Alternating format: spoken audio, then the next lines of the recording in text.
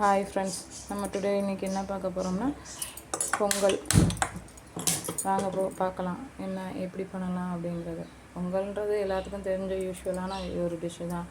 இருந்தாலும் என்னோடய ஸ்டைலில் நான் எப்படி பண்ணுறேன்றதை பார்க்கலாம். ஃபஸ்ட்டு ஒரு குக்கர் எடுத்து வச்சுக்கலாம். அந்த குக்கர் நல்லா காஞ்சதுக்கப்புறமா அதில் ஆயில் சேர்ப்போம்.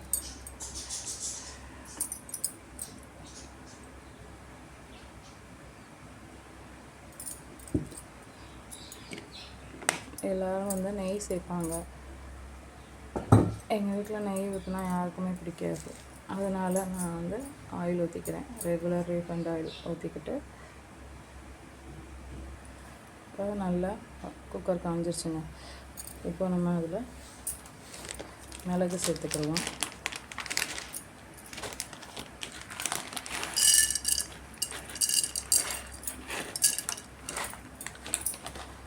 மிளகு சேர்த்தாச்சு. மிளகு நல்லா கரையிறதுக்குள்ள ஒரு ஸ்பூன் சீரகம் நம்ம நிறையா சேர்த்துக்கிட்டாலும் ஒன்றும் பிரச்சனை கிடையாது. ஏன்னா பொங்கலில் மிளகு சீரகம் இருந்தால் தான் அது போய் பொங்கல். அதனால் மிளகும் சீரகமும் நல்லா தாராளமாக சேர்த்துக்கலாம். அதுக்கப்புறம் அது கொஞ்சம் நல்லா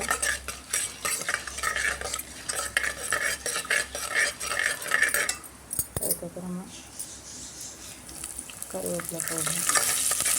அதையும் நல்லா ஃப்ரை பண்ணுறேன். அது நல்லா ஃப்ரை ஆனதுக்கப்புறமா நான் ஆல்ரெடி பாசிப்பருப்பும் அரிசியும் எடுத்து நல்லா வாஷ் பண்ணி ஊற வச்சுருக்கேங்க. இங்கே பாருங்கள், 2 டம்ளர் அரிசிக்கு ஒரு 10 to 20 கிராம் பாசிப்பருப்பு எடுத்து வச்சுருக்கேங்க. இது என்னுடைய அளவு. உங்களுக்கு எவ்வளோ தேவைப்படுதோ அவ்வளோ வச்சுக்கோங்க. இப்போ நல்லா சரியானதுக்கப்புறம் இப்போ நான் இதில் அரிசி எடுத்து ஊற வச்ச அரிசி எடுத்து நம்ம இப்போ இதெல்லாம் சேர்த்துக்கலாம்.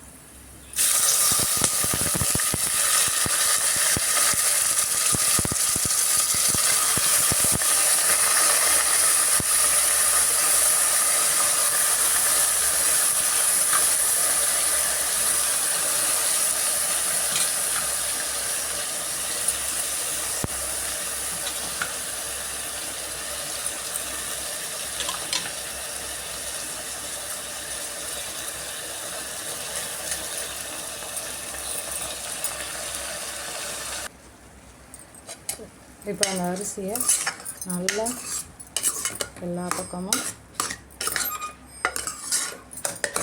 வர்ற மாதிரி நம்ம நல்லா மேஷ் பண்ணிக்கணும்.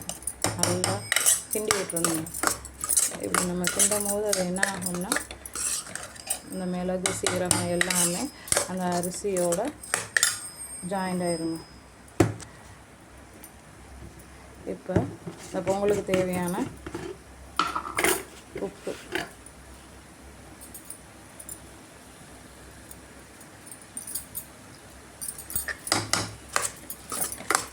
எல்லாத்தையும் போட்டு நல்லா நம்ம மிக்ஸ் பண்ணணும். ஒவ்வொருத்தவங்க அரிசியை வேக வச்சு அதுக்கப்புறமா மிளகு சீரகம்லாம் தாளிச்சிடுவாங்க. ஒவ்வொருத்தவங்க இந்த மாதிரி பண்ணுவாங்க. இது என்னோடய ஸ்டைல். நான் எப்போதுமே தனியாக சோறை வடிச்சிட்டு அதுக்கப்புறம் மிளகு சீரகம் அந்த மாதிரி நான் பண்ண மாட்டேன். ஏன்னா எனக்கு எங்கள் அம்மா சொல்லிக் கொடுத்தது எப்படின்னா இந்த மாதிரி தான் பண்ணணும். அப்போ தான் அந்த சாப்பாட்டுலேயே மிளகு சீரகம் எல்லாமே அதனுடைய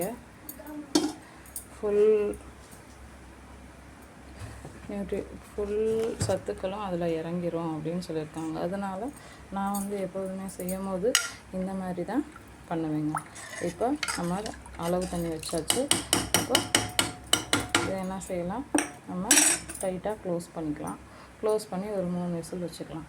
ஆனால் அதுக்கு முன்னாடி நம்ம என்ன பண்ண போகிறோம்னா இதில் கொஞ்சமாக லைட்டாக ஒரு டேஸ்ட்டுக்காக நெய் சேர்த்துக்கிறோம். நெய் எங்கள் வீட்டில் யாருக்குமே பிடிக்காது. அதனால தான் நான் ஃபஸ்ட்டே வந்து ஆயில் சேர்த்தேன். இருந்தாலும் லைட்டாக ஒரு டேஸ்ட்டுக்காக கொஞ்சமாக சேர்த்துக்குவோம். அவங்களுக்கு என்ன தெரியவா போகுது. இதில் லைட்டாக நெய் சேர்த்துக்கிறேன். யூஸ் பண்ணிக்கோங்க. நான் என்னுடைய கேமரா நான் கையிலே பிடிச்சிக்கிட்டே ஒரு கையில் பிடிச்சிக்கிட்டு ஒரு கையில் வந்து வேலை பார்க்குறேன். அதில் வந்து ஏதாவது வந்து மிஸ்டேக்காக தெரிஞ்சிச்சுன்னா இல்லை சரியாக தெரியலைன்னா ஐம் சாரி. என்னோடதில் இந்த மாதிரி தான் இருக்கும். இப்போ லைட்டாக நெய்யை கலந்தாச்சு. அதுக்கப்புறமா நம்ம நல்லா லிட்டை போட்டு டைட்டாக க்ளோஸ் பண்ணிட்டு பொங்கல் ஒரு 3 விசிலுக்கு அப்புறம் எப்படி இருக்குன்றதை உங்களுக்கு நான் காமிக்கிறேன். வெயிட் பண்ணுங்கள். இப்போ 3 விசில் வந்துருச்சுங்க பொங்கலுக்கு. இப்போது பொங்கல் எப்படி இருக்குங்கிறத பார்ப்போம். பாருங்கள் எவ்வளோ சூப்பராக இருந்திருக்குன்னு பாருங்கள். அது ரொம்பவும் குலையாமல் ரொம்பவும் இல்லாமல் நார்மலாக இருக்குது பாருங்கள். இவ்வளோதாங்க. நான் சிம்பிளாக இந்த மாதிரி தான் பண்ணுவேன்.